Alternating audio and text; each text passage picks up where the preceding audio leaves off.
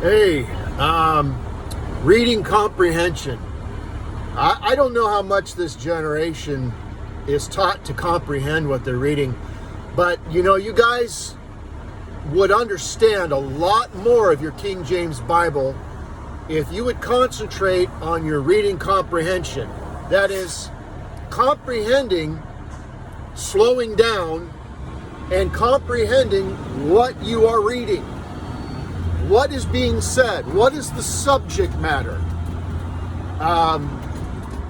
Too many of you guys I've seen where you'll read something that I've posted, or you'll read something from the scriptures, and then you'll make a comment, and it's extremely clear that you're not comprehending what you've read.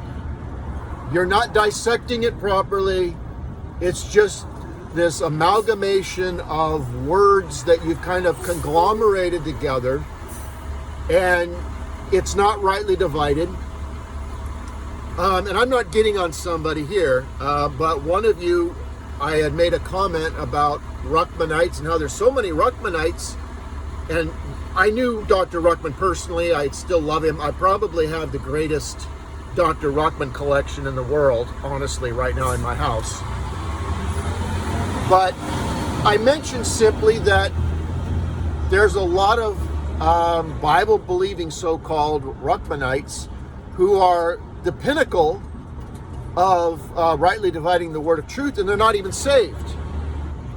Because there's so much oddballness going around with the plan of salvation anymore. Oh, just believe. Oh, just trust the blood. Just let Jesus come into your life. All kinds of stuff. Anything but what the scriptures actually say about how to get saved. And someone came back and said, basically, don't you like Dr. Ruckman? And look, I was a little nasty there, and I came back and called that person stupid or something. But you know why I do that? Do you know why a drill sergeant does stuff like that?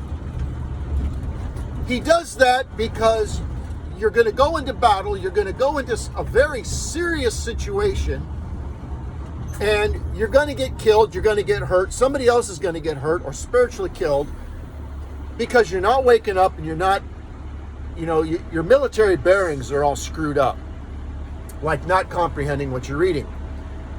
Well, this isn't the Marines, Don. No, it's more important. It's much more important. Don't you think that salvation and the words of the King James Bible are more important than common warfare over in like Vietnam or Iraq or Afghanistan? If you don't think that, then you're not a true Bible believer. In fact, I question whether or not maybe even you're even saved. Sometimes I gotta wake some of you up, and I gotta be kind of harsh, like a drill sergeant would, in order to maybe wake you up, maybe get you upset a little bit. And then maybe you'll start thinking.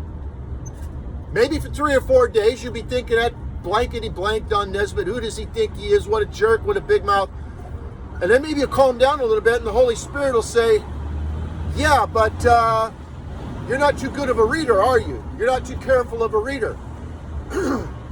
Well, you're not too careful of a reader, are you? You should be more of a careful reader, especially when you're reading my words.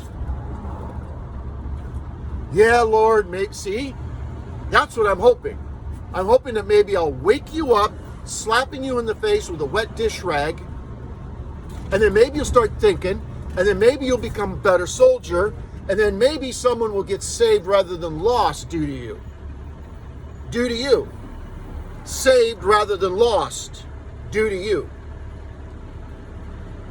Well, just let Jesus come into your life. You just damn that soul to hell. Now they think they're saved. Unless you go back and deal with them again and say, I told you that you should just let Jesus come into your heart, or just let Jesus come into your life, or whatever.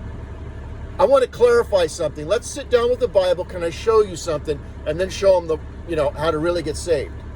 You may have to do that after you screwed somebody up because you didn't know what you're talking about. Reading comprehension. Comprehend what you're reading. Slow down. You're reading through a verse in the Bible.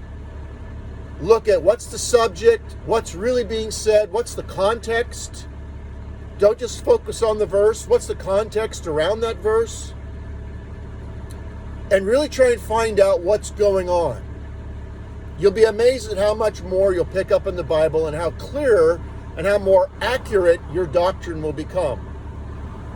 As for myself, there's nothing more important in life than me getting my doctrine straight. Absolutely straight.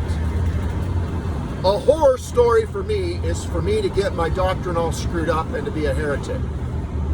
I don't want that at all. If I had to become a poor man, but my doctrine was straight, okay.